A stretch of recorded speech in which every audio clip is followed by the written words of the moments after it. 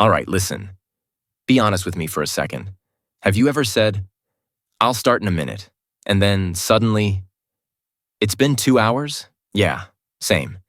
I used to think procrastination meant I was lazy, unmotivated, broken somehow. Turns out, I was just starting wrong, and there's this 30-second rule that flipped everything for me. Not next week, not eventually. Instantly. Let me show you. Picture this. You've got an assignment due, laptop's open, you're staring at the screen. Your brain says, let's just check one thing first. One video turns into 5. 5 turns into scrolling. Scrolling turns into guilt. Now you're stressed and behind. That cycle? That's not a discipline problem. It's a brain problem. And the fix is way simpler than people make it. Because the moment you understand what your brain is actually doing, you stop fighting it. You start using it. The 30-second rule. The core idea. Here it is. When you think about starting a task, you have about 30 seconds before your brain talks you out of it. That's the window. After that, your brain starts protecting comfort. It says things like, we'll do it later. You're too tired. This isn't the right time. Let's just relax first.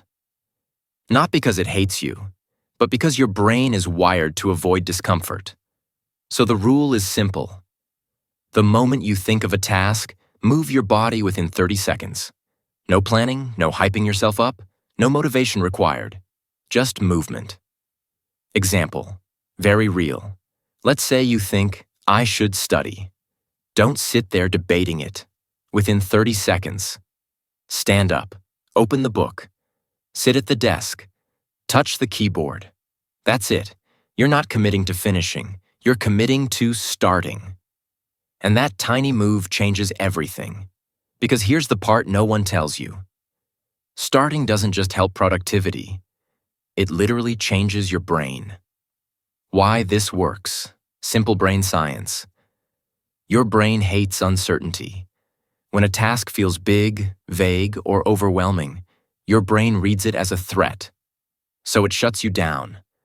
But the moment you take a small action, your brain goes, oh, we're doing this. Dopamine gets released after action starts, not before. That's why motivation shows up late. And here's something wild. Repeated small actions don't just build habits. They contribute to brain growth, learning new skills, focusing deeply, following through. All of that is linked to neuroplasticity. Your brain physically adapting and strengthening over time. You're not just getting work done. You're training your brain to be better at starting. Relatable burnout moment. This matters even more if you're burnt out. When you're exhausted. When school feels pointless. When your brain feels foggy. Big plans feel impossible. But 30 seconds? Anyone can handle 30 seconds. You're not lazy. Your brain is overwhelmed. So stop asking it to do everything. Ask it to do one small move. Step 1. Decide before you're ready. Most people wait until they feel ready. That's a trap. Instead, decide in advance. Tell yourself, when I think of studying, I stand up immediately. When I think of working out, I put my shoes on. When I think of writing, I open the doc. No negotiation. Decision beats motivation every time. And this next part is key. Step 2. Shrink the task until it's almost embarrassing. Your brain resists big goals, so don't give it big goals. Don't say, study for 3 hours. Finish the whole assignment. Fix my life. Say, open the notes. Read 1 paragraph. Write 1 sentence. That's it. Once you start, momentum usually takes over. And if it doesn't, you still win. Because consistency builds confidence. Step 3. Use the body to control the mind. Here's something most productivity advice ignores. Your brain follows your body, not the other way around. That's why the rule is about movement, not thinking. Stand up, change rooms, sit at the desk, Put your phone down somewhere annoying to reach. Physical movement sends a signal. We're doing something now. Over time, this strengthens focus circuits in your brain, which, again, is part of how you increase brain capacity and efficiency. But what if you start and still don't feel like continuing? Here's the fix. Step 4. The permission to quit trick. After you start, give yourself permission to stop after a few minutes. Seriously, say, I'll do this for a bit, then I can quit. This removes pressure, and pressure is what kills follow-through. Most of the time, once you're in it, you'll keep going.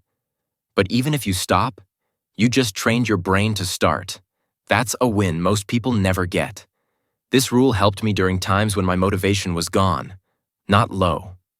Gone. And slowly, something changed. Starting got easier. Focus lasted longer.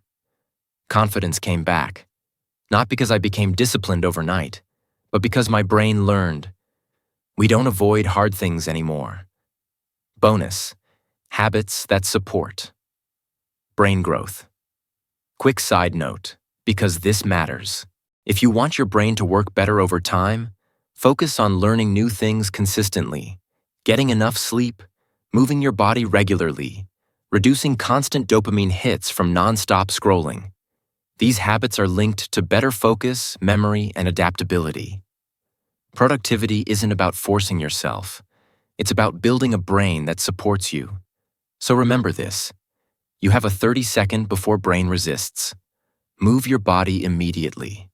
Start embarrassingly small. Don't wait to feel ready. Consistency rewires your brain. Starting is the real skill. You don't need more motivation. You need a better starting system. So here's what I want you to do tonight. When you think of something you've been avoiding, don't think about it. Count down 3, 2, 1, start.